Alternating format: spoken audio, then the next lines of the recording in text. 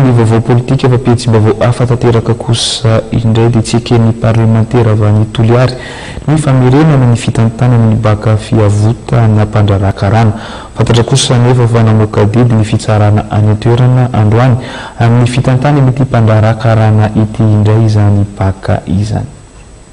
Manohitra ny famerenana ny fitantanana ny baka fiavota amina mpandrarakarana ny parlementaire avy any Toliary. Androany anefa dia nisy ny didina avoaka ny fitsarana tao Toliary milaza fa mpandrarakarana iray izay efa voaroa tamina fitondrana andramena tamin'io baka io tamin'ny taona 2024 no hiverina indray tantana ny baka fiavota.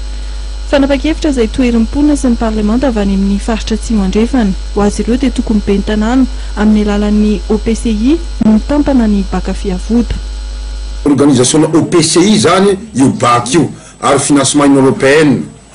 dikan'izay zany ny baka dia any vahoaka rehefa nisy zany zao zavatsy zao dia manao antsoavo amin'ny tompon'andraikitra ambony zahay député rehetra ao anatin'ny faritra Atsimo andrefana sy ny sénateur rehetra ao anatin'ny faritra Atsimo andrefana zay soloko tena eto ny lehiben'ny faritra ny préfet de région dia miara miombom-peo amiko amin'izao teniko amin'ny mba antsoavo atao fa tsindry hazo lena ho an'ny vahoaka Atsimo rehetra izao zavatsy zao tsy hoenkenay ny fitantanan'ilay olona efa tratra ambodiomby ary efa namoahana mandadare ny fitsarana tany fort dauphin ilay olona tahoery azy izay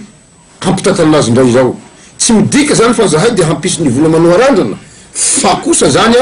dia ny feony vahoaka no entinay satria efa mandeha tsara le baka am'izao fotoana zao indrisindray mbola haodikodina am'le olona efa tratra tamin'ny Bois de Rose. Miantoka ny fivezivezen'ny mponina maro ao anatina commune Valy eo anelanelan'ny Saint Augustin sy Androka ny baka fiavota. Anisan'izany ny commune Soanalatsimo, Itampolo, Anakao ary Fohitse izay samy toerana ara-pizahantany avokoa.